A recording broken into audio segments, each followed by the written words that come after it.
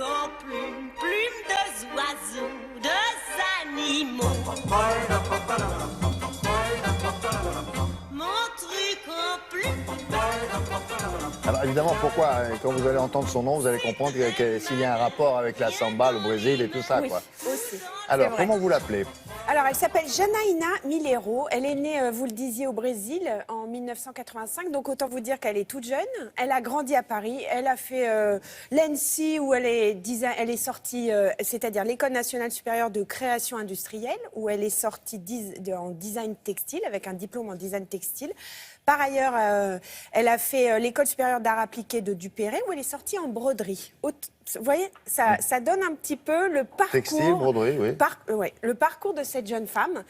Et puis, la plume est venue à elle. C'est-à-dire que la plume. Elle s'est mise... La plume qu'on travaille, donc plume acier.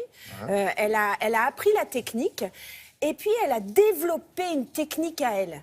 Elle est, vous le disiez... On peut la ranger nulle part, et puis elle n'a pas envie d'être rangée d'ailleurs, et ça c'est super.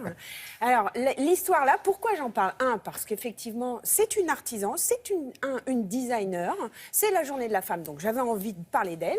Et d'autre part, elle a une actualité, et pas n'importe laquelle, à savoir la galerie Robert Four à Aubusson lui a confié des bouts de tapisserie très anciens, et lui a demandé ce qu'elle pourrait en faire. Elle a rajouté de la plume sur de la tapisserie d'Aubusson. Non, mais ce qu'on ne peut pas imaginer, c'est une pub comment? Elle est figée un peu, la plume. Vous voyez, elle est peinte, elle est travaillée. Oui, elle est retravaillée, elle est découpée. C'est-à-dire que ce n'est pas une plume comme ça. Non, enfin, regardez, vous allez tout de suite comprendre sa manière de travailler.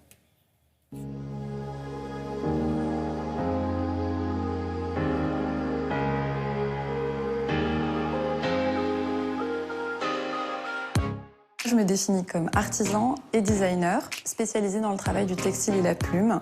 Moi, j'ai appris à créer des textiles, à créer des broderies, à créer des tissages, des mailles. Et puis, à un certain moment donné dans mon parcours scolaire, j'ai commencé à travailler la plume. C'était un peu un hasard et finalement, voilà, j'y suis toujours. Donc c'était un heureux hasard. J'ai développé en fait mon propre répertoire technique, mon propre savoir-faire technique autour de cette matière et puis en m'appuyant vraiment sur ma formation de créatrice textile à la base.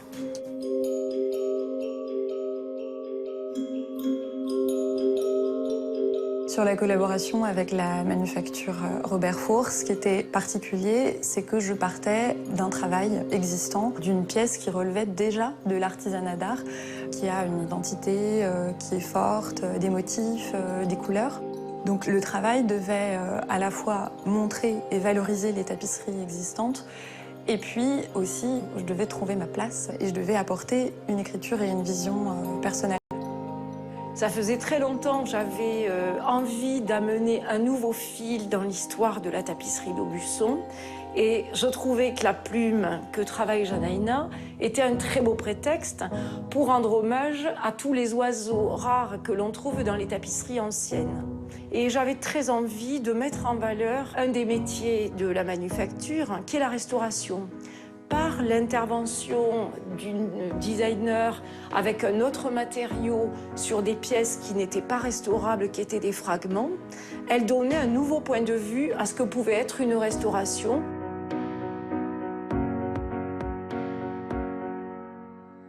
Je crois que ce travail avec Janaína, à la fois est innovant par le savoir-faire appliqué, mais par la forme que ça a pris, puisque ce sont des fragments qui sont présentés dans des boîtes en plexi pour que la tapisserie ne soit pas qu'au mur, mais qu'elle puisse être posée comme une sculpture.